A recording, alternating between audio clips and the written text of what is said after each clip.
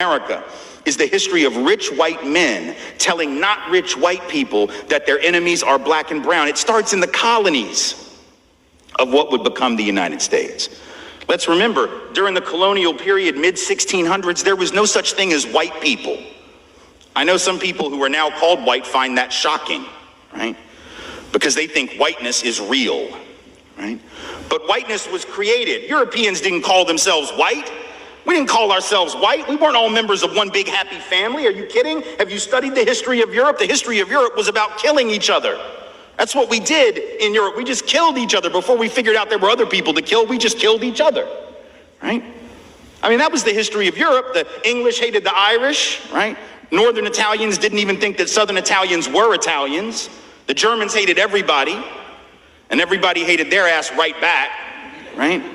There was no team called white, no race called white, but all of a sudden, in the middle of the 1600s, there was. Why? Why was it suddenly necessary to create this thing called the white race? Well, because rich people can count, that's why. And so rich folks looked around, the ones that owned all the land, you know, in the colonies, the colonial elite looked around and they realized something, that they were heavily outnumbered by African enslaved folks, by European indentured servants who were just one level above a slave, or other Europeans who weren't technically indentured servants, but they were still peasants, didn't have any money, didn't have any land, and they could do the math. They added it up and they were like, damn, we got to figure out a way to split these folks apart from one another or they're going to rise up and take our stuff, right? Because after a while, these black folks who were enslaved Africans and these quote unquote white folks who were poor Europeans are going to figure out they're all getting played by these rich people, right? So ultimately the rich figure out they got to come up with some way to get somebody in that group on their team. The easiest thing is to get the poor Europeans, right? Because at least they look like you. They sort of share some of the customs and the culture. So they all of a sudden create this thing called whiteness and they say, now you're part of the club. Now we're going to let you testify in court, enter into contracts, vote, at least if you're a man, own a little bit of land, at least if you're a man, right? And we're going to get rid of indentured servitude. No more of that, because you're too good for that. And we're going to take the white men, now called white men, and put them on the slave patrol to keep black people in line. Give them a horse and a gun and a badge and make them feel big and powerful, right? They're still poor.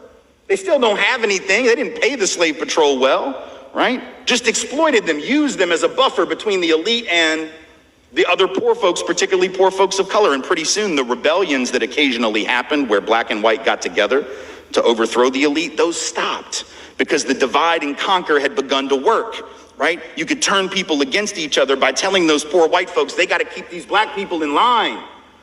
And so that divide and conquer gets initiated in the colonies, rich white men telling not rich white people that their enemies are black and brown.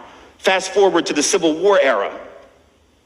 And you have, I'm from the South, right? My people, the elite in my part of the country, right, actually announced that the reason they wanted to break away from the Union and possibly go to war with their brothers and sisters to the North was in order to maintain slavery and white supremacy. They said that at the time. We lie about it now.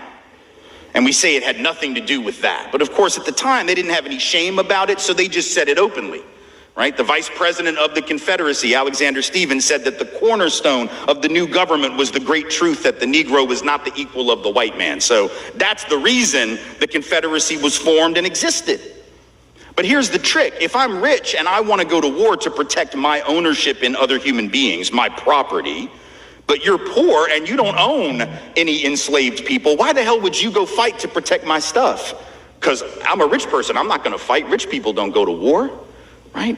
Rich people get poor people to go to war for them, whether it's in 1860 or whether it's during the 1960s or whether it's today, right? Rich folks get doctors to write notes for them that say that they have heel spurs and that's why they can't go to Vietnam. And if you don't know who I'm talking about, you can Google that shit because he's sitting in the White House right now, right? Oh, I can't go fight. I have heel spurs. Send some poor kids to do that for me, please, right? So that's been a long-standing tradition. So the rich have to figure out a way to convince the poor to go fight for them. But that's a hard thing. That's like a hard sell, right? Like how the hell, why would you do that? Why would you go fight to protect my property rights when you don't own anything? The only way you would do it is if that rich person comes to you and says, hey, listen, you gotta go fight because we gotta maintain our way of life because if these people get free, they're gonna take your jobs. No, fool, they already got your job. That's how it works, right? Because if I'm white and I got to charge you $1 a day to work on the farm, But you can get a black person to do it for nothing because you own them. Guess who got the job? Free got the job, right? So in a sense, poor white folks would have been better off joining with black folks to overthrow the slave system. That would have raised the wage floor of all working people. But they got tricked by rich white men telling them that their enemies were black and brown. Fast forward to the 1930s.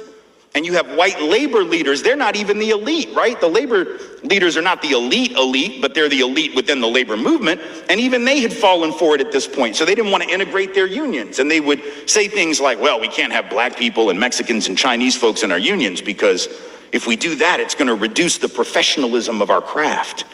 We have to maintain the integrity of our profession. No, fool, you need more people in the damn union is what you need. And if you don't let those folks in, guess what happens when you go out on strike? Who is the boss going to use to replace you? They're going to replace you with the very same black and brown folks that you didn't want to work next to, right? And so at the end of and then you're going to blame them for taking your job rather than the white rich dude for giving it to them, right? Divide and conquer. Telling not rich white folks that their enemies are black and brown. And now we fast forward to the president. We got the president of the United States becoming president on the basis of that same rhetoric. Telling not rich white folks that the reason they don't have a job is because Mexicans took them.